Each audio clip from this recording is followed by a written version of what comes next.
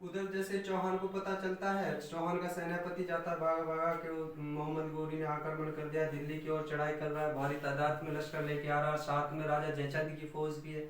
तो चौहान परेशान होता है, नाना के पास जाने को बोलता है, तो नाना के पास किस मुंह से जाए, क्योंकि उसने तो मना करा था संयोगिता से शादी करने के लिए।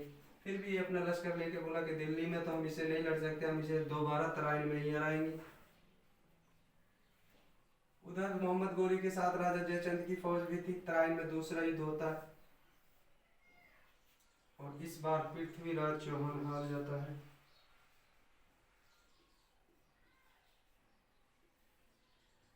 हार जाता है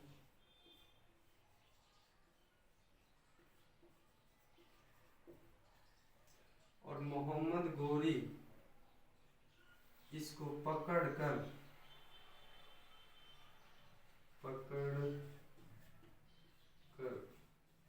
गौर दे जाता है।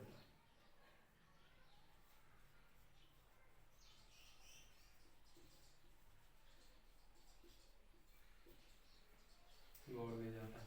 तो ये था पृथ्वीराज और मोहम्मद गोरी का जो किस्सा था, वो आपने, मुझे उम्मीद है कि आपको अच्छे से समझ। यहाँ से एचएससी जो है आई लव यू क्वेश्चन पूछती है, मतलब बार बार क्वेश्चन पूछती है कि दूसरी बार तराइन का जो युद्ध हुआ था उसमें जो मोहम्मद गोरी आए थे वो किसके कहने पर आए थे।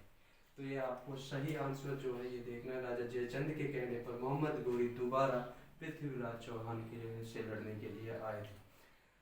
और एक बार क्वेश्चन ये पूछा गया था कि तराइन के सेकंड युद्ध में मोहम्मद गोरी का साथ किसने दिया, तो ये भी आपको ध्यान रखना है, राजा जयचंद ने ही दिया था।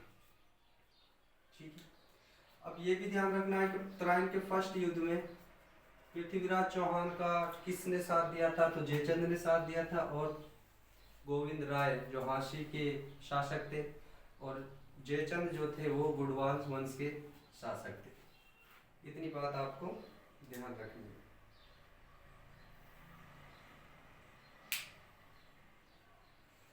और इसके बाद ये पृथ्वीराज चौहान को गोर में इसको मृत्यु हो जाती है या इसे मार दिया जाता है, ये आपको ध्यान रखना है।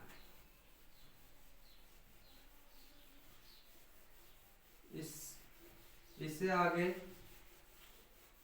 जो इसका अगला युद्ध था 1194 में चंदावर का युद्ध।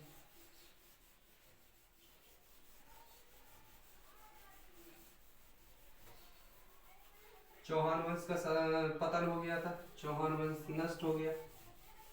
अब इसका जो अगला युद्ध होगा 1194 में चंदावर का युद्ध।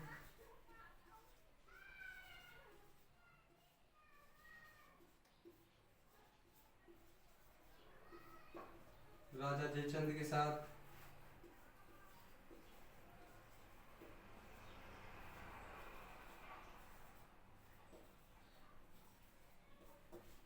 चंदावर का जो युद्ध होता था राजा जयचंद के साथ हो जाता।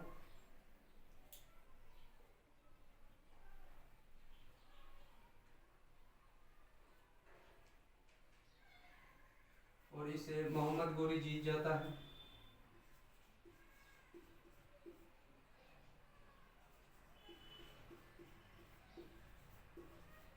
यह जो युद्ध हुआ था कन्नौज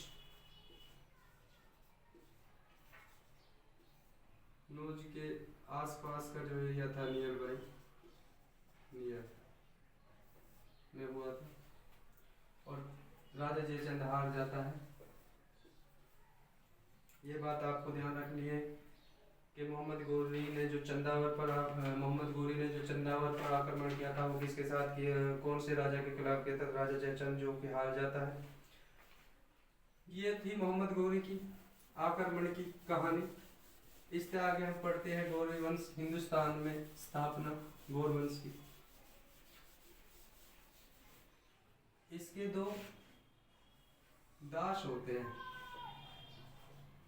दास तो आप समझते होंगे, गुलाम।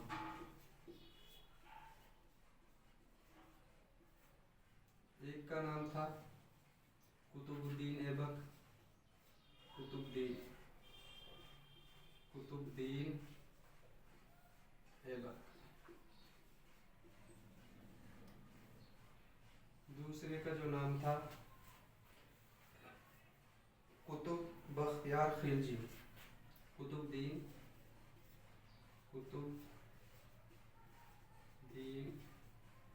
बख्श यार खिलजी।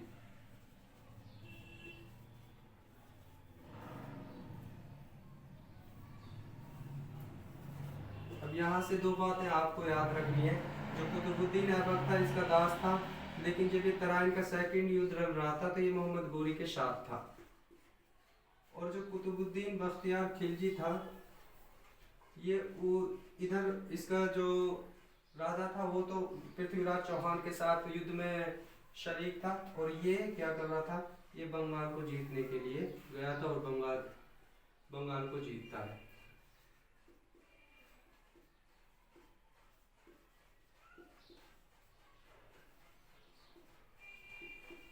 जिस समय तराइन का सेकंड युद्ध हो रहा था उस समय कुतुबुद्दीन बख्तियार खिलजी बंगाल को जीत रहा था। इतनी बंगाल है, बंगाल को जीता था।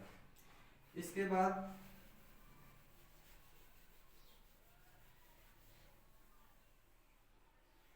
क्योंकि ये प्यारे गुलाम थे मोहम्मद गोरी के, इसको तो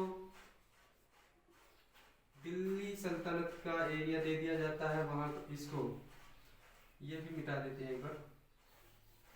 दो दास थे ना,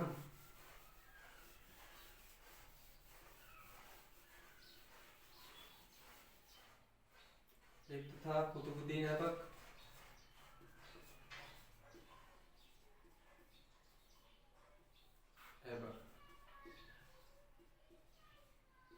एक था कुतुबुद्दीन ऐबक बख्तियार खिलजी,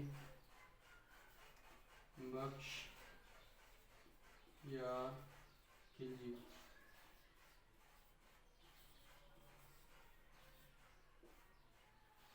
ये दोनों दास थे।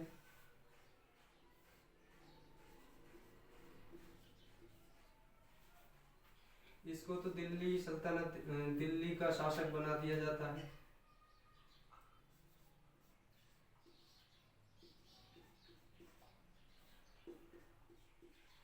दिल्ली और हरियाणा का जो एरिया था, दिल्ली और जो हरियाणा का एरिया था उस पर कुतुबुद्दीन ऐबक को शासक बना दिया जाता है,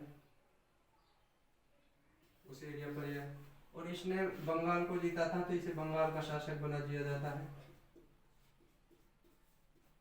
ये चीज आपने याद रखनी, इम्पोर्टेंट। मोहम्मद गोरी के दासों का क्या नाम था और उनको कौन कौन से एरिया दिए गए थे, ये चीज आपको याद रखनी है। इसको तो हरियाणा, दिल्ली और हरियाणा का शासक बना दिया था, और इसको बंगाल का शासक।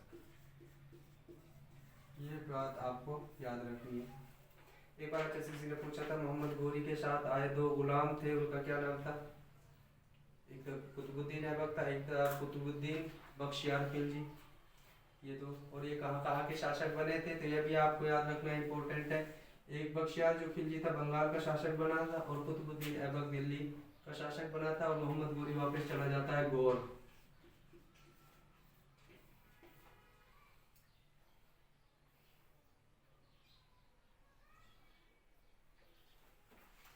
जो गौर था, मोहम्मद गोरी का जो मेन उद्देश्य था,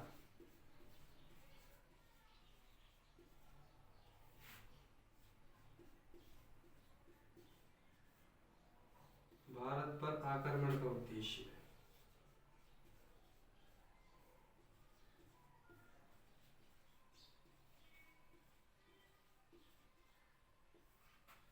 आक्रमण का उद्देश्य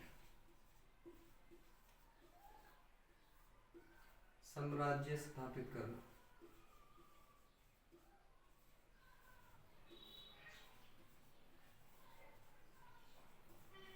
साम्राज्य स्थापित करना और इस्लाम का परचम लहराना था, क्योंकि इन्होंने भारत पर आक्रमण ही इसीलिए किया था। इसके बाद ये गौर चला जाता है, और जो है हिंदुस्तान में भी इसका साम्राज्य चलता है, जिन पर दो शासक बैठा दिए जाते हैं, कुतुबुद्दीन ऐबक और बख्तियार खिलजी। कुतुबुद्दीन ऐबक। एक बंगाल का शासक बना दिया जाता है और एक हरियाणा और दिल्ली का जो एरिया था उसका शासक बना दिया जाता है।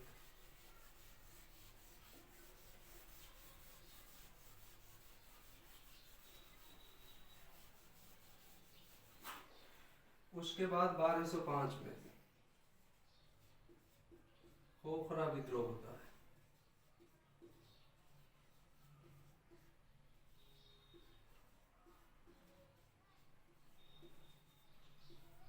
या इसे जाटों का विद्रोह भी कहा जाता है।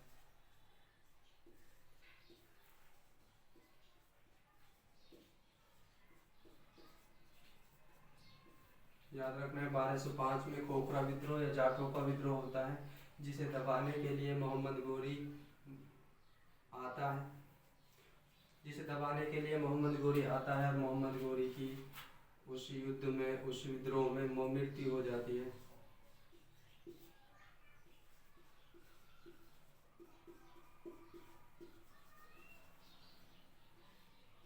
ये चीज आपको ध्यान रखनी है।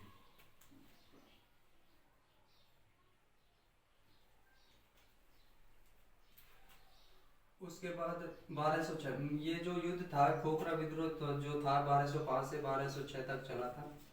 1206 में मृत्यु हो जाती है। उसके बाद पूरे भारत पर जो सल्तनत करने जो वो था, पहले तो वो शासक बना दिया था कुतुबुद्दीन ऐबक, फिर दिल्ली सल्तनत की गद्दी पर बैठने वाला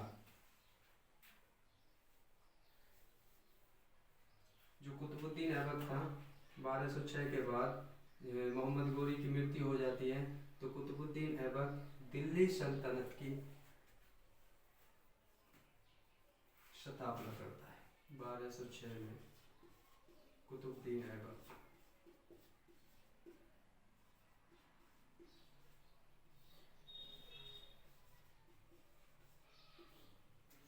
दिल्ली सल्तनत की स्थापना करता है।